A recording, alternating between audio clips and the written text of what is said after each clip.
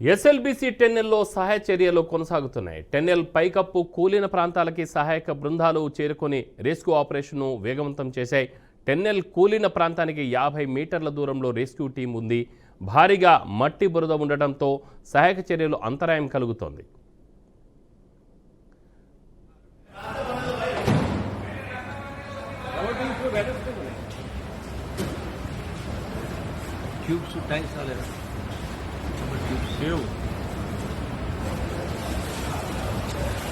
Tube देख रहा इधर ही रखा है, यहीं रखा है सामने। బోరింగ్ మిషన్ రెండు వైపులా మట్టి బురద నిండడంతో సహాయక చర్యలకు ఆటంకం కలిగింది. చిక్కుకున్న వారిని పేర్లతో పిలిచినా వారి నుంచి లేని స్పందన లేదు.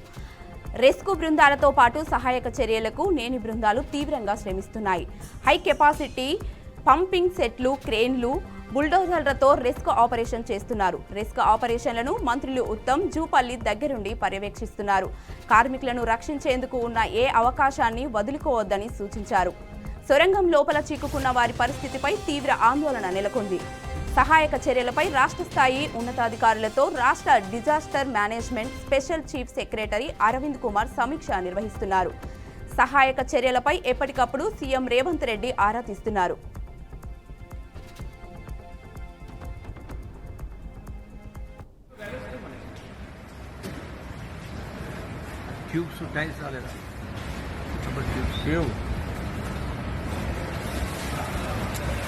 ट्यूब देख रहा इधर ही रखा है, यहीं रखा है सामने।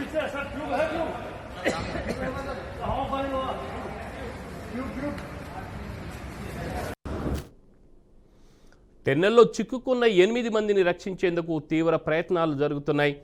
లోకో ట్రైన్ రాకపోకలకు 9వ కిలోమీటర్ వద్ద అంతరాయం కలిగింది. మరమ్మతులు చేసి సమస్యను పరిష్కరించేందుకు సిబ్బంది ప్రయత్నాలు చేస్తున్నారు. టెన్నెల్లో 11వ కిలోమీటర్ నుంచి 2వ కిలోమీటర్ మేర భారీగా నీరు నిలిచిపోయింది. టెన్నెల్లో 2 పంపింగ్ స్టేషన్ల మధ్య భారీ నీరు నిలిచిపోవడంతో సహాయక చర్యలకు ఆటంకం కలుగుతోంది.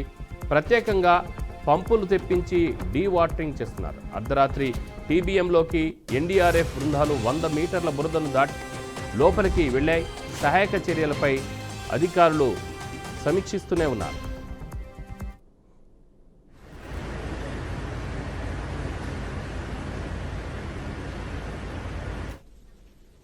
దీనిపై మరింత సమాచారం మా output editor Venkat phone line అందిస్తారు. వెంకట్, చెప్పండి, ఇది రాజకీయ కోణంలో కొంత విమర్శలు వస్తున్నాయి, కానీ మొత్తానికైతే ఎన్డీఆర్ఎఫ్ మాత్రం అక్కడ తన ప్రయత్నం అయితే చేస్తుంది. సో ఇక్కడ ఒక ముభావంగా ఒక డిఫరెంట్ కోణంలో, అంటే ఒక మానవీయ కోణంలో అయితే మనం ఇక్కడ చూడాలి ఆ కార్మికుల పట్ల. సో ఎలా జరుగుతుంది అక్కడ పనులు? ఎస్ఎల్బీసీలో జరిగిన ఘటనకు సంబంధించి 3 రోజులుగా రెస్క్యూ ఆపరేషన్ కొనసాగుతుంది. SDRF state disaster relief management తో పాటుగా NDRF national disaster relief management బలగాలు నిర్వీర్యంగా కృషి చేస్తున్నాయి.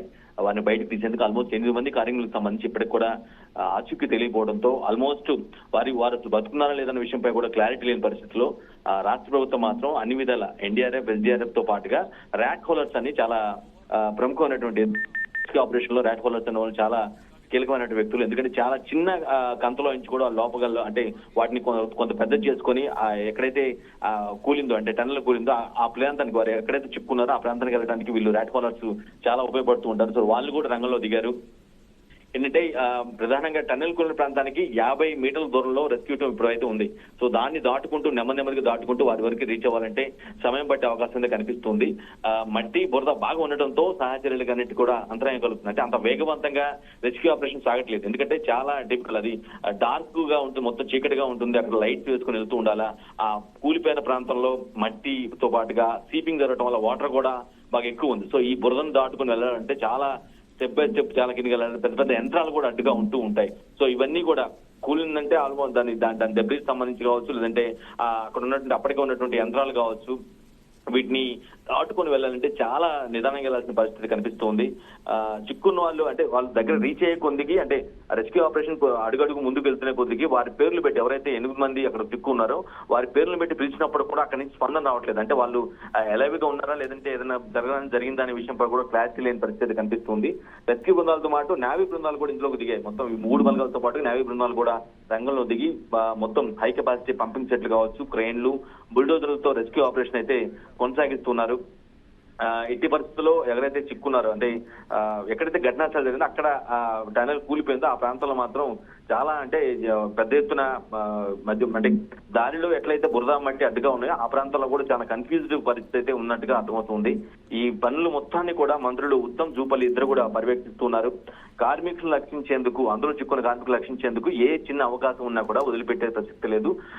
అప్పుడే ఆశలు వదులుకునే పరిస్థితి ఉండదు. ఖచ్చితంగా వారిని బయటకు తీసుకోవాల్సిన అవసరం ఉంది. అంటే ఏ మాత్రం ఛాన్స్ ఉన్నా, బతికి ఉండేందుకు ఏ మాత్రం ఛాన్స్ ఉన్నా సరే చిన్న అవకాశాన్ని కూడా వదిలిపెట్టే ప్రసక్తి లేదని అన్ని విధాలా అన్ని అంశాలని బేరు చేసుకుని ముందుకెళ్తున్న పరిస్థితి కనిపిస్తుంది. సొరంగం లోపల చిక్కున్న పరిస్థితిపై మొత్తానికైతే బంధువులు కావచ్చు, వారు కావచ్చు, వాళ్ళంతా కూడా తీవ్ర ఆందోళన నెలకొంది. అంటే వాళ్ళు త్వరగా రావాలని కాంక్షిస్తున్నప్పుడు కూడా అక్కడ ఎలాంటి పరిస్థితి అనేది తలుచుకుంటే కొంత ఇబ్బందికర పరిస్థితి కనిపిస్తుంది. ఓవరాల్ ఎపిసోడ్ మొత్తాన్ని కూడా ముఖ్యమంత్రి రేవంత్ రెడ్డి మొత్తం పర్యవేక్షిస్తున్నారు, ఎప్పటికప్పుడు ఆరాధిస్తున్న పరిస్థితి కనిపిస్తుంది. Ramarao. Right Venkat, thank you.